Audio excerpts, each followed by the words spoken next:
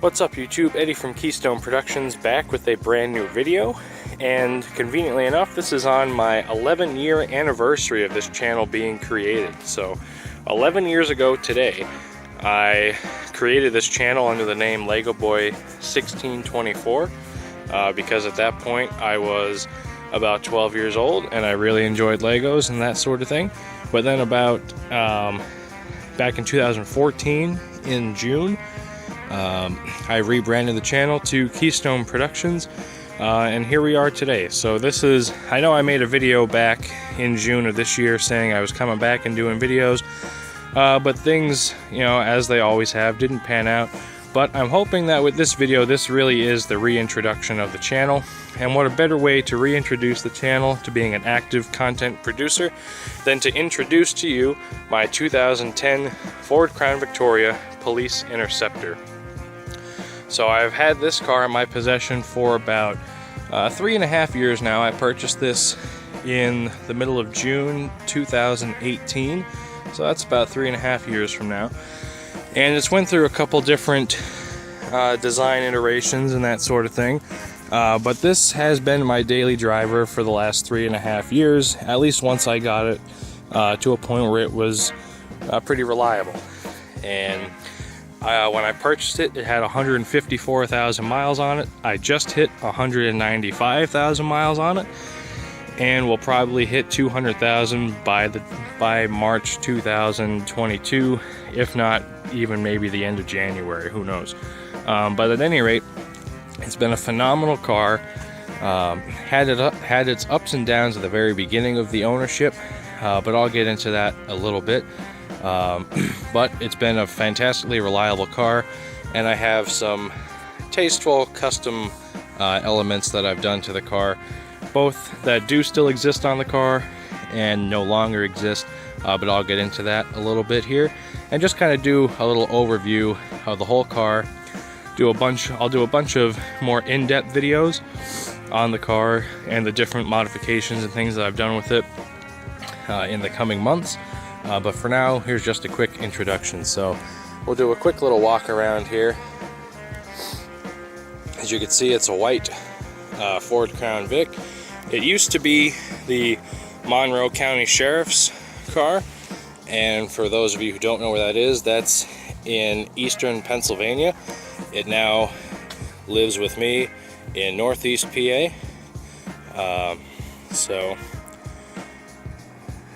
And yeah, there it is. So it was car number 4. Originally when I bought it, it did have K9 decals on here, but I didn't like those, and I don't even know if it actually was a K9 car.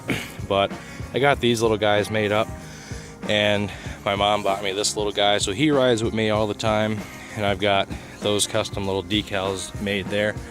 But it's a pretty solid car, I have to say. Absolutely love it. From the time I owned it, there was a couple mechanical things it needed. It needed an intake manifold, which is a classic thing. It blew out 2 spark plugs despite being a 2010. The oil cooler was leaking. But anyway, I got a pretty good deal on it and purchased it, and immediately dumped about 1.5 times as much into the car as what I paid for it. But since then, it's been absolutely reliable, and I've had absolutely no troubles with it at all. I'll take you into the interior here so you can see what that looks like. As you can see, it's absolutely filthy, and in true daily driver fashion, I never keep my cars clean, at least not the daily driver. But you'll see that I have some nice little things here going on in the interior, and we'll get into that here in a second. Well, let's just talk about the exterior. So the biggest thing that this car has been gone through is wheels and tires. It originally had the stock 17-inch steel wheels that came on the car, and then winter time immediately came, so I needed winter tires. So those wheels got Bridgestone Blizzaks, which are phenomenal tires. Absolutely recommend them. Never had any problems with them in the years that I've owned this car, driving through northeast PA winters. And then in the summertime, I had been running the 18-inch Police Interceptor sedan or utility, basically the Taurus or Explorer wheels, and I could throw up a picture of that on there on the screen now. and that's been really fun. Absolutely love the look of the car with the Taurus wheels on it. But now it's winter time, and we're back with the 17-inch wheels. Now, for the winter, I've kind of alternated between running just the chrome center caps, which I can put a picture of on the screen now. I've had the caps with the trim rings, and now you can see I have the full wheel covers, and that's mostly just because these wheels were absolutely awful when I bought them. I bought the tires and the wheels together for this winter season. So full wheel covers, you don't really see all the rust and stuff, all the imperfections on them. This winter, mostly because I have big plans for this car this summertime, I didn't want to buy a new set of Blizzaks, and when I announce those plans, you'll probably understand why I didn't want to buy a new set of tires. So I bought these used from a good friend of mine. They're pretty much brand new though, and they were already mounted and balanced. But they're Goodyear Winter Command Ultras, at least on the back and then on the front. And I've ran these as all seasons on some of my other cars, and my parents have ran them. The Cooper CS5 Ultra Tourings. So all seasons on the front, but pretty good setup, and the forecast for this winter doesn't look all that bad either, so we'll be a-okay with that. Coming around the front, you'll notice that there's a push bar. There used to be wraps on this car, the headlight wraps. I could put a picture up on the screen now. But I recently sold those because I have a custom set of heavy-duty wraps that I want to put on eventually. I just have to do a slight modification to them to get them ready to go on, but then they'll be ready to go. They've got a badgeless grille, which is a nice little touch. Custom oof badges, or really decals. Not too sure why I put that one on there, but when I go around the back, you'll see it on the back. Speaking of the front, we have custom-made HID projector retrofits, and on every exterior light, with the exception of the headlights, is converted to LED. So if I take you in the car here and just turn on the hazard lights,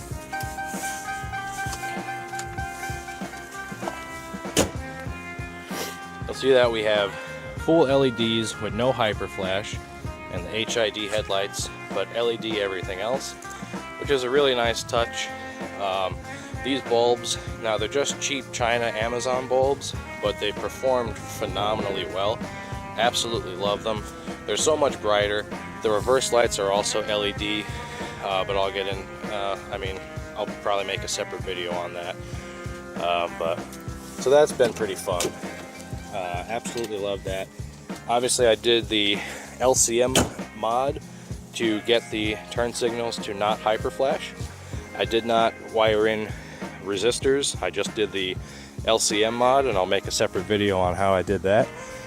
But for the exterior, that's pretty much it. I put mud flaps on the back.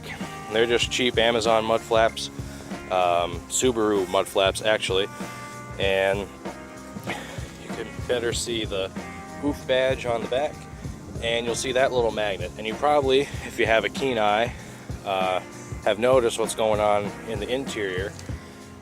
And we also have the cop chip decal because, well, let's be honest, that's obviously what makes these things so fast. Going into the interior quickly before we get into the meat and potatoes of the video, it still has the stock vinyl seats. The prisoner partition I do have, but it's constantly in and out of the car. For longer road trips, if I'm carrying people, I take it out. I cut down these poles because they were originally like that tall, but you don't need that much pole to hold that, and it made it so much more difficult to get that partition in and out. But with these shortened up, it makes it so much easier. Just slide it on, bolt it into here, and you're good to go. That's really about it for the back seat.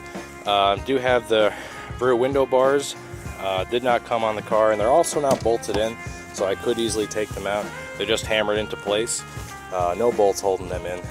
But and then in the front seat, you'll notice that we have nice leather.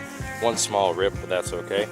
Pulled these seat cushions and center console out of a 2007 Lincoln Town Car and swapped the cushions over to the stock Crown Vic seat frames. And it has been absolutely night and day difference between these seats and the stock seats. They're so much more comfortable, they look so much better, and having a useful center console is very nice. I used to have the police center console with a computer mount and the keyboard and all that jazz, and if I didn't need the floor space for that thing, I probably would have kept that, but it also got to the point where it was just too cumbersome. It was tough to use the climate controls and the cup holders. You had to reach around everything, and it just got to be pretty annoying. So I took that out and replaced it with all the town car things, and that was a pretty easy project, and I'll make a video on that. The fun thing is I was able to retain these stab-proof panels. So I have stab-proof town car seats in my Crown Vic. Now, neither one of these seats are powered. This car has next to no power options. It does not have traction control. It used to have power pedals. No power seats. It has power locks, power windows, and power mirrors. No, not heated though, and that's it. But that's okay because I don't want any of that stuff on this car. So manual seats, you know, forward, backward, and recline, both sides, and it works out really well. Obviously with the town car center console, those cup holders flip down, and there's a bunch of storage space on the interior there. And then as for everything else in the interior, it's pretty much stock for now. I have a Pioneer single DIN radio that I do want to put in, and that'll be a separate video. But everything else is pretty much stock. I could go into the trunk really quickly. I know I just keep delaying what I'm sure a lot of people want to hear about, but here's the trunk. It's an absolute, well actually it's pretty clean compared to what it was. I've got an organizer that came stock with this hinged lid, and just 2 jack stands and a jack, just because I just finished up doing a major project on this car, and I'm sure you are able to guess what I'm talking about. Oh, and it is wired up for trailer light, so I do have a trailer hitch on this, and I do have exhaust tips and Flowmaster 40 mufflers, and I have to say it sounds pretty good, but I'm not going to fire it up in this video. That'll be a separate video. But now, one last thing before I get to that little guy on the floor. Why is this car so filthy? And you may have been able to pick out some rust spots on it. So, as I mentioned, this car was originally the Monroe County Sheriff's car, which that means it's been in Pennsylvania for its entire life. The car now has 195,000 miles on it. So 195,000 miles of Northeast PA driving. Mostly, you know, the winter driving is what takes the toll, because we unfortunately have to deal with salt on the roads in the winter. So the rockers are a little shot. The inside of the doors are not the best. This fender is okay. The other fender has a little spot where the paint is chipped off.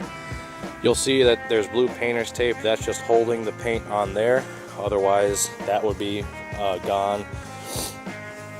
But it's all okay, because I do intend on giving this car the TLC it deserves this springtime. But at least that's why, you know, it's dinged up. And I don't really care about, you know, the scratches, and, you know, there's scratches here, and the door skins are kind of falling apart on the other side. But that's okay, because I got this car for dirt cheap, and it's a daily driver. I drove it all 5 years I was in college. I was in a 5-year program. And it's been absolutely phenomenal. But yeah, you'll see like the doors are kind of rusted and cracked apart. So, you know, from far away it looks fine. It's a good 20-footer for sure. But when you get up close on it, not so much. So that explains the rust. Obviously it's not ideal, but it is something I'm going to address.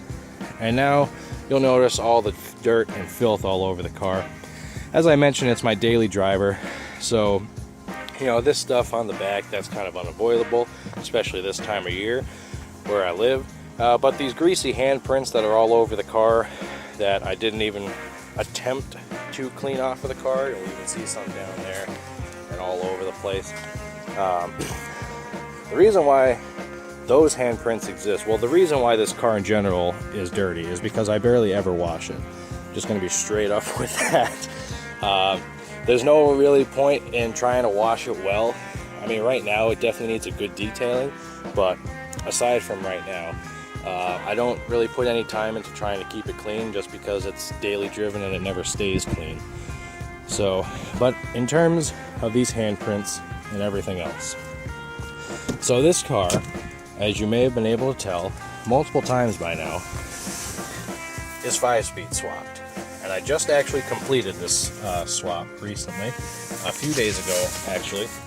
We've got 3 pedals down there, well 4 if you count the parking brake. We got all the pedals, we've got the floor shifter, and I have to say it runs absolutely amazing. Did all the work myself, which is a large accomplishment for me personally, because the biggest thing I've done on a car before was changing brakes, and not even flushing brakes, just changing pads and rotors. So to completely undertake turning an automatic car into a manual car was a huge project for me. It took way longer than I anticipated it taking, but it's done now and it's absolutely fantastic. It has a TR3650 out of a 2003 Mustang that the person I bought it off of told me has 60,000 miles on it. So there's the transmission there. And I tried to record as much footage as possible throughout the swap to make as many videos as I possibly can on the swap. But the main reason why I did this is because back in February I had the unfortunate event of coming up on what I thought was a piece of snow. It was not a piece of snow, it was a huge rock. As a matter of fact, I just may have this rock here still. Over here in the back. Oh yeah, here it is. So going 40 miles an hour or so in the winter time, and here's my hand for scale, covered in salt, road salt. That thing looked like a piece of snow. Spoiler alert, it was not a piece of snow. So the oil pan got absolutely destroyed. Put a picture of that on the screen. The transmission has a huge hole in the bell housing. Put a picture of that on the screen. But remarkably, that was about the extent of the damage. It still, once we were able to get the oil pan patched up just to make sure that the motor was still good, everything worked fine, at least with the motor. And it still actually ran and drove through the gears with the giant hole in the bell housing and everything else. So with that, I decided, well, based on the amount of money it would take to just replace the automatic, let me spend that money, because I have wanted to put a 5-speed in this anyway. So it's going to be a project. It's going to be one heck of an undertaking. But let me do that now, because I'm not going to be a total fool and spend money twice. So that's what happened. At any rate, so that's what happened with the car. It now has a 5-speed in it, and it's been absolutely great. So the oil pan is off of a 97 F-150, and that seems to have no problems. The only major difference is that the drain plug is on the passenger side, not the driver's side, and the baffling is a little different, but everything clears the crankshaft and everything else. So far I've put 200 miles or so on the car since I've got it back on the road. So far, no problems between the oil pan or the trans. I have a McLeod flywheel, clutch, pilot bushing, throwout bearing, Ford Racing, clutch fork, custom-made pedals, I should say custom-made clutch and brake pedals up there. I was able to get the ADTR gas pedal riser, and running an MGW shifter. Obviously I need to secure the shifter boot, but I didn't want to do that until it was determined that, you know, everything actually works right. But yeah, everything does work right, and it's been absolutely amazing. So really no complaints. It's been a challenge, you know, to figure out how to drive stick, because I really haven't driven stick ever before, hence this magnet I put on. And if anybody believes that, given that it's on a Crown Vic, who the heck knows? I mean, they've been out of service for quite some time now, but you never know if somebody still thinks this is a police car. But it's got a decent sound to it, and with that sticker and a couple of the other random odds and ends, hopefully nobody would confuse this for an in-service car, but you never really know these days, because, you know, and the average person isn't all that smart. But at any rate, that's really about it for this walk around and overview. Two important things I did miss on the interior. I kind of glossed over this. I did install a backup camera, and now it's not the greatest thing, but it's better than nothing. And the nice thing is that it has these two sensors, which are kind of whatever. But what I do for work is I'm constantly hooking up to a trailer. So I backed into the trailer a few times, and I was like, this has to stop. So it's got an external monitor there, and if I get my keys, I could demonstrate what it's like. Let me shut the door.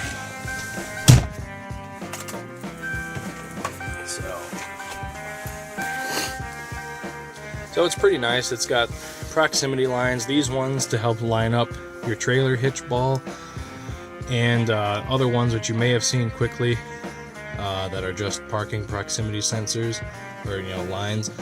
The sensors are kind of whatever, but the image is alright, and for $100, I'm not backing into trailers anymore, which is all that really matters to me. And of course the biggest thing is I got Dashboard Jesus, because why the heck not? He's been a great addition to the car, and a pretty fun one at that. So that's really about it. In classic Crown Vic fashion, the odometer is quite dim, but it's got 195,057 miles currently, and 1,513 idle hours on it. And yeah, it's been an absolutely great car. Absolutely no complaints, really. It's been a fun car. Absolutely love driving it, love owning it, and the 5-speed really is a game changer.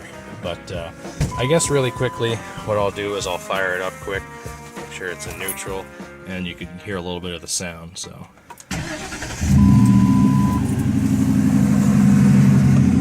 as I mentioned before, it's got Flowmaster 40 mufflers on it, and 3.5-inch exhaust tips. And I don't know how well this will come out.